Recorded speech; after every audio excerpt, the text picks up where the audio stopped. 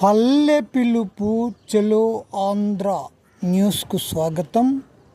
ఈరోజు ముఖ్యాంశాలు. మన ప్రభుత్వము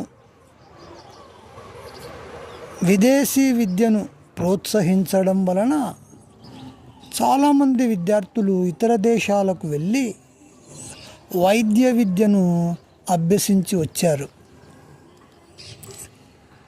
అయితే ఆ వైద్య విద్య అభ్యసించేటప్పుడు కొంత పీరియడ్ ఆన్లైన్ విధానంలో జరిగింది. అందుకు కారణము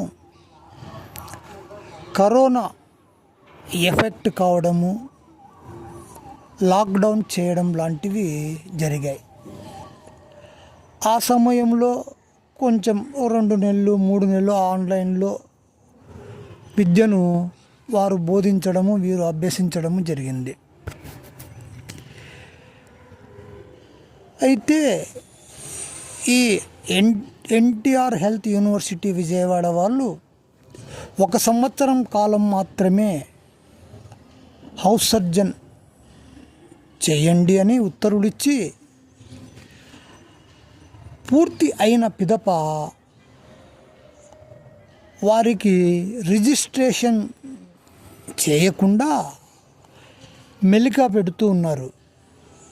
ఎందుకంటే కరోనా కాలంలో కూడా పీరియడ్ కూడా హౌస్ సర్జన్ చేయాలి అని.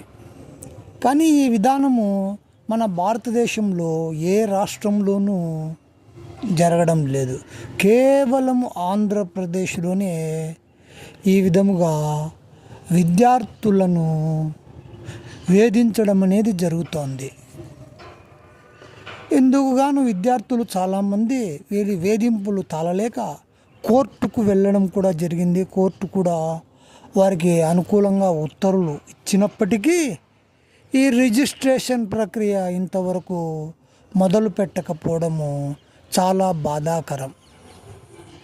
చట్టాలను, న్యాయాలను గౌరవించాల్సినటువంటి అధికారులు ఈ విధముగా విద్యార్థులను వేధించడం ఎంతవరకు సమంజసమని తల్లిదండ్రులు వాపోతూ ఉన్నారు. ఎక్కడా లేనిది మన ఆంధ్రప్రదేశ్లోనే కొత్త రూల్స్ను ఫ్రేమ్ చేసి రిజిస్ట్రార్ ఎన్టీఆర్ యూనివర్సిటీ వాళ్ళు చేయడము ఎంతవరకు సమంజసం. కావున